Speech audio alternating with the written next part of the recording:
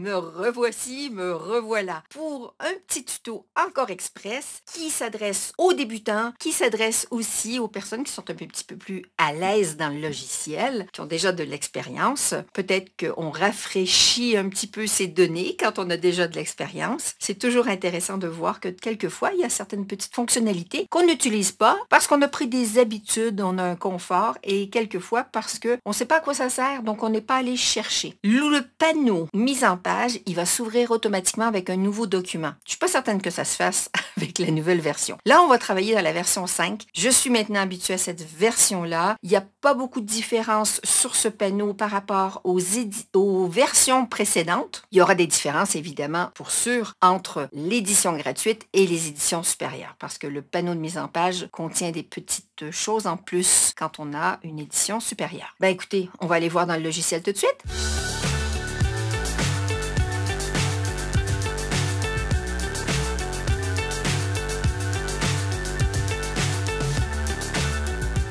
Bon, on est dans la nouvelle version du logiciel, la version 5. Quand on arrive sur notre page d'accueil et quand on crée un nouveau document, le panneau mise en page s'ouvre. Sauf que je me suis aperçue que c'est pas sûr avec la version 5. Mais en tout cas, si vous avez une version d'avant, vous allez voir que le panneau de mise en page automatiquement va s'ouvrir. Je vais cliquer sur Design et là, vous voyez, il s'ouvre pas. Alors, je sais pas si c'est quelque chose qui a été volontaire. Si je rajoute un document, ah ben voilà. Donc, un nouveau document, il va avoir automatiquement la mise en page qui va s'ouvrir. Regardez, on peut jouer avec ce petit panneau, le promener à droite, à gauche, nanana. On peut même le réduire si on veut pas avoir tout le détail dedans et le dérouler, voilà, le dérouler et puis voir un petit peu ce qu'il y a dedans. La différence entre la version 5 et les précédentes, c'est que notre troisième onglet où il y avait tous les paramétrages du print and cut a disparu. Il n'a pas vraiment disparu, il s'est déplacé. Il a maintenant son propre bouton, ils appellent ça des boutons chez Silhouette, qui est ici. On va y revenir après. On va explorer ce qui se passe ici dans le premier onglet de notre mise en page parce que c'est ça qui est important, c'est que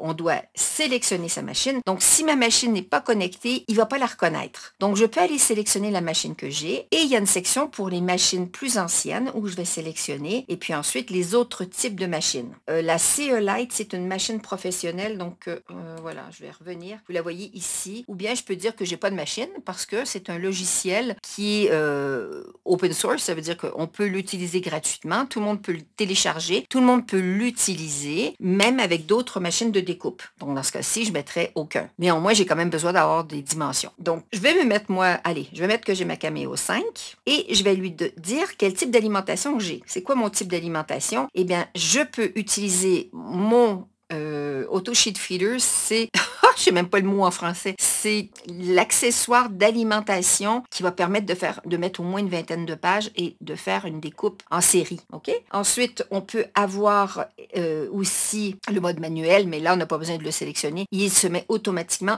en mode manuel. Le tapis de découpe. Avec une Cameo 5, on a la possibilité d'utiliser différents types de tapis de découpe. Soit on peut mettre automatique parce que la machine va détecter, va envoyer l'information logicielle. Soit je peux prendre mon tapis électrostatique si je l'ai. Je peux lui dire que j'ai un tapis 30 par 30, c'est-à-dire le 12-12. Je peux lui dire que j'ai un 12-24, 30 par 60. Ensuite, je peux utiliser un tapis portrait avec la Cameo 5.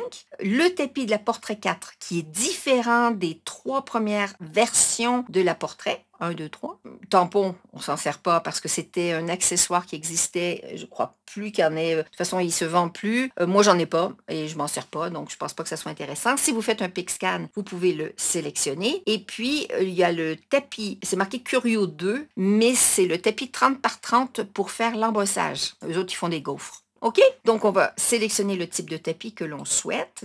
Alors là, je vais me mettre comme un tapis 30 par 30. Mais si j'avais choisi, par exemple, je me dis, ben, j'ai un tapis de portrait et j'ai envie de l'utiliser dans ma machine, ce qui est toujours possible, ben, je clique et vous voyez que le tapis va changer. Et le tapis de la portrait 4, vous allez voir, il est différent. Hop, vous voyez, il est plus large. Il utilise beaucoup plus maintenant la dimension la plus large possible, ce qui est quand même assez chouette.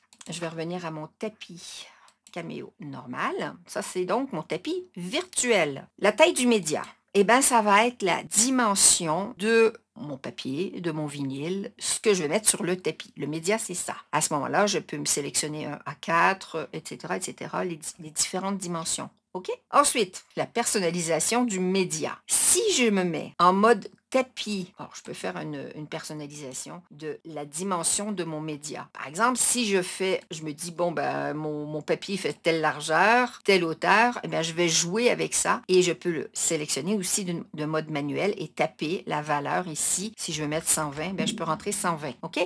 Ça permet de ne pas se tromper quand on veut mettre notre design dessus et qu'on a une chute, par exemple. Souvent, avec une chute, on a une dimension qui est différente. Le tapis de coupe, je vous ai dit qu'on pouvait sélectionner son tapis de coupe, mais il arrive aussi que l'on fasse une découpe de vinyle sans tapis. Et à ce moment-là, je vais lui dire que c'est sans tapis. Et à ce moment-là, ma dimension va changer et je pourrais très bien lui dire que c'est du 297 de large et que la longueur, je peux faire une longueur qui est totalement différente. Je peux aller jusqu'à 60, ce qui me semble pas beaucoup parce que normalement, on peut faire des découpes de 4 mètres. Donc ça, c'est une petite chose qui doit être en train d'être réparée dans cette nouvelle version du logiciel. Il ne faut pas trop s'inquiéter. Maintien du média sur le tapis de coupe. Dans le cas où je vais me mettre avec un tapis de coupe standard et que mon matériau est plus grand que mon tapis, si je clique là-dessus, toc, il va automatiquement s'ajuster à la hauteur de mon tapis. D'accord? Moi, je clique souvent dessus simplement pour dire que je suis en train de faire une découpe avec le tapis. Je m'en servais surtout pour ça, mais il sert aussi à ajuster. Ensuite, l'orientation. Eh bien, moi, je vais vous dire personnellement, je vais me mettre en A4. Déjà, ça va faire, vous allez voir la différence. Si je me mets en A4, il se met à l'horizontale si je suis en mode paysage. Je ne recommande jamais de l'utiliser, ce bouton-là, parce que ça veut dire que votre imprimante, il faut qu'elle sache que votre papier est dans le bon sens. Donc, quelquefois, on modifie son imprimante, l'orientation, pour que ça s'ajuste à celui de silhouette, et on oublie après de le déprogrammer, et quand on arrive avec un autre design où on est en mode portrait, eh bien, ça peut conserver et mal s'imprimer, puis on perd une page. Donc moi, on travaille en portrait, on imprime en portrait, mais si on veut travailler en paysage, eh bien, on fait notre design en paysage et on fait une rotation, simplement en utilisant ici, objet, rotation, vous voyez, et puis là, on sélectionne dans quel sens on veut le mettre. Notre média, on peut jouer avec sa transparence. Si je le mets transparent, vous voyez qu'on commence à voir les grilles de son tapis. Il y a des personnes qui aiment travailler avec ça pour pouvoir s'aligner. Personnellement, j'utilise très rarement l'alignement parce que je me sers de d'autres outils pour l'alignement. On peut également modifier la couleur de son média. Si j'ai un bout de papier, et que ce bout de papier, il est orange, ça me permet de faire mon design et de m'imaginer que j'ai un papier orange que je vais mettre sur mon tapis pour la découpe et de voir un petit peu si ça me plaît et si c'est harmonisé avec ce que je veux faire. Le seul problème, c'est qu'il va toujours être en dessous puis il va bouger. Et si on n'utilise pas les calques, ben là, c'est pas pratique non plus. Et utiliser les calques dans un cas pareil, je trouve que c'est pas nécessaire. Donc, ce que Silhouette a fait, c'est qu'on peut changer. Et là, disons que je vais mettre mon papier orange, je vais revenir à ma transparence 0. Et là, je peux imaginer que j'ai mis mon papier ou mon cartonnage ou mon vinyle sur mon tapis de cette couleur-là et de jouer avec l'harmonisation des couleurs. La rotation d'affichage, ben ça, on peut s'amuser à faire ça. Ça permet de faire une rotation du tapis, mais le tapis va toujours être inséré, la flèche en insertion de la machine. À quoi ça sert? Moi, je trouve qu'il n'y a pas vraiment de grande nécessité, mais si vous avez des petites idées, si vous l'utilisez, n'hésitez pas à le faire dans les commentaires sous cette vidéo et je répondrai avec grand plaisir et je vous lirai avec grand enthousiasme, bien sûr. OK, le premier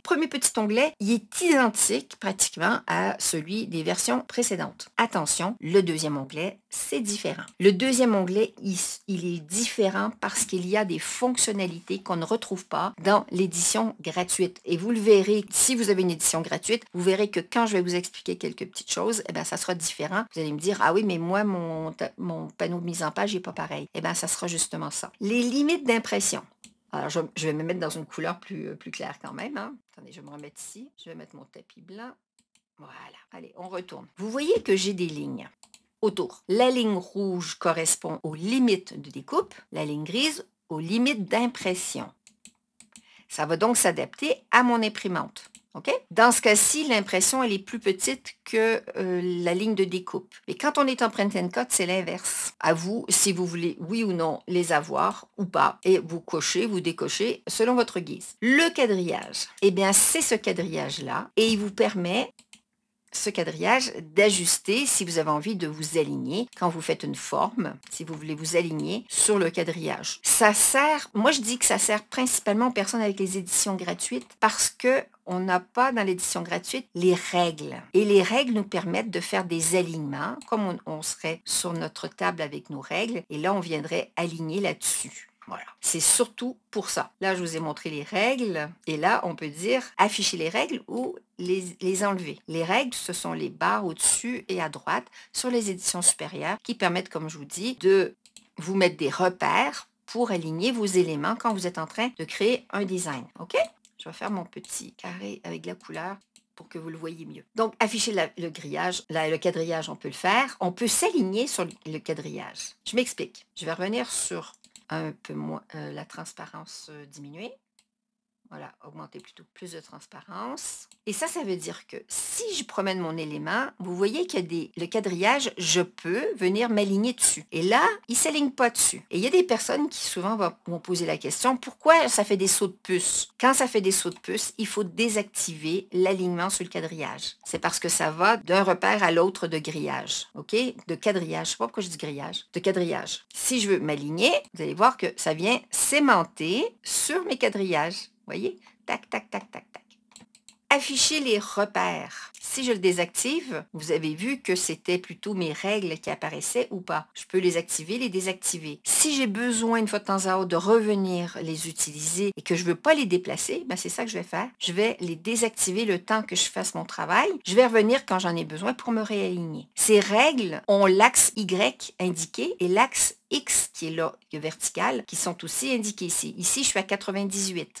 Okay. Je peux m'aligner sur les guides. Ben, les guides, ce sont les règles.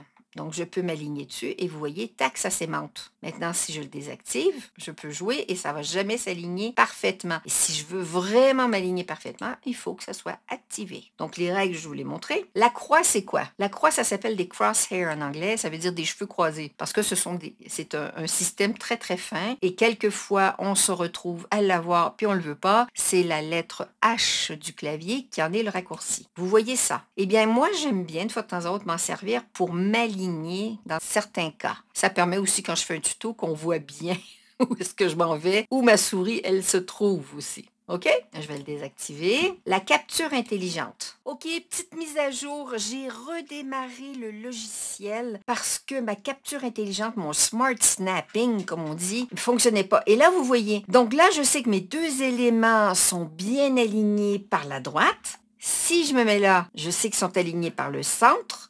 Et là, ils sont alignés par le côté gauche. Si je veux qu'ils soient alignés par le bas, par le centre, par le haut, mes petites lignes bleues apparaissent. J'adore ce petit outil. Il est super pratique pour faire tous mes alignements. Donc, c'est bien la capture intelligente.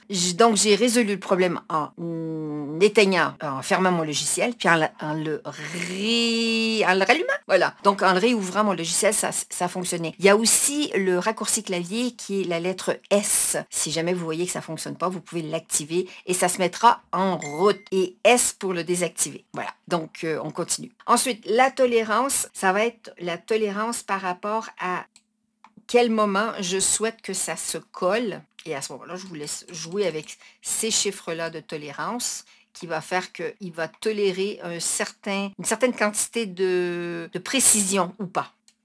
Alors, mes paramètres de grille, voilà, ils apparaissent. Là, je suis en mode carré. Je pourrais être en mode isométrique. Le mode isométrique va faire ici que ça va être... Alors, je vais me mettre peut-être afficher le quadrillage. Voilà. OK? Et c'est là où on va voir l'isométrique. Et je peux faire des espacements plus grands. Si j'avais envie de faire de la perspective, vous voyez que là, j'ai une forme qui est comme ça. Pour faire ma perspective, je m'alignerai sur ça et j'ajusterai ma forme. Mais une perspective, c'est jamais un rectangle ou un carré qui est complètement parfait. Je pourrais à ce moment-là plutôt me faire une forme en suivant tout simplement ça. Et ça me permettrait de faire donc un design avec de la perspective. Si on a envie de faire des immeubles, etc., on pourrait le faire. Donc, c'est pas quelque chose qui sert énormément, mais c'est toujours là. Et on va jouer à ce moment-là avec les espacements comme on a envie, si on veut qu'ils soient plus grands, qu'ils soient plus petits, qui s'ajustent à ceux de mon tapis et augmenter ou diminuer les divisions qu'il y a dans cette grille. On a les lignes effectivement primaires, etc. Puis on a les couleurs, les codex qu'on peut éventuellement modifier. Vous voyez que là, ça saute. Quand ça saute, c'est que là, on est en train de s'aligner sur les guides. Ah oui, je ne vais pas m'aligner sur le quadrillage. Voilà, là, je suis libre. OK? Il y a tellement de boutons. Il y a tellement de possibilités dans Silhouette, finalement, d'ajuster, de personnaliser, que des fois, on se retrouve avec des fonctions où on ne se rappelle plus sur quel bouton on a appuyé. OK, ça, c'est bon. Dans les versions donc précédentes du logiciel, il y a donc ce troisième onglet. Et ce troisième onglet, c'est le Print and Cut qui a maintenant son propre panneau. Quand je vous parle des panneaux, on peut toujours aller les activer aussi en allant le chercher dans le menu ici. D'accord? Soit avec le bouton, soit par le menu. Le Print and Cut, eh bien, le bouton, il est tout simple, c'est plus un oui et un non, c'est soit j'active mon Print and Cut, soit je le désactive. Alors, laissez-moi enlever cette grille que je n'aime pas voir. J'aime pas voir la transparence. Custom width, transparence. Allez, je l'enlève. Et je m'étais mise quand même des grilles. Je ne vais pas afficher le quadrillage. OK, le Print and Cut, vous savez que c'est imprimer et découper. Et soit on les active en cliquant, soit on les désactive en décliquant. Donc là, j'ai mes repères d'alignement du Print and Cut. Évidemment, quand on utilise ça, il faut activer ici les limites de découpe. La limite de pression, elle ne sert à rien dans le Print and Cut parce qu'elle est toujours, vous voyez, elle vous laisse beaucoup plus de marge d'impression que de découpe. C'est pour ça que je ne les mets jamais, mes limites d'impression, en Print and Cut. Les valeurs qui sont ici, ce sont les paramètres par défaut quand on l'ouvre. On peut s'amuser avec ça, mais je ne le conseille jamais pour avoir un Print and Cut le plus précis possible. Quand vous aurez maîtrisé cette technique, n'hésitez pas à venir éventuellement épaissir, incruster, moins incruster, pouvoir vous servir le maximum de la page. Il n'y a aucun souci. Il y a aussi d'autres réglages qu'on peut faire au niveau des marges, voyez, marge de gauche, marge de droite, etc. On peut modifier ça. On peut toujours restaurer les paramètres par défaut une fois qu'on y a touché. D'accord? Je peux aller directement en impression en cliquant sur Print, d'accord? Sans avoir à passer par mon menu d'impression. C'est la nouveauté. Le bleed. Le bleed, c'est le débordement. C'est-à-dire que si je faisais ça, ce serait quelque chose que je voudrais imprimer et découper. L'imprimante va faire déborder la couleur verte en dehors de ma forme qui va permettre, quand je vais découper, d'être bien dans le vert et de ne pas avoir de partie blanche. Ça, c'est quelque chose dont je ne me sers jamais. Je ne fais pas confiance. Il faudrait que je le reteste pour voir si ça fonctionne bien. Ça, c'est des choses que je ferai. Parce que normalement, je fais moi-même mon contour de la couleur que je veux et je mets ma ligne de découpe à l'intérieur de ce nouveau contour que j'aurai créé. Ce petit bouton ici, on le retrouve aussi, hein, ça fait partie du menu de mise en page de toutes les versions du logiciel. C'est un code barre. Et voyez le code barre, il est ici. Il va incorporer toutes les données de réglage du projet dans ce code barre. C'est-à-dire que vous n'aurez pas besoin de ressaisir à chaque fois les mêmes valeurs. Vous les aurez toujours pour une tâche en particulier. Est-ce que c'est quelque chose qui peut servir? Il peut servir surtout avec l'aliment...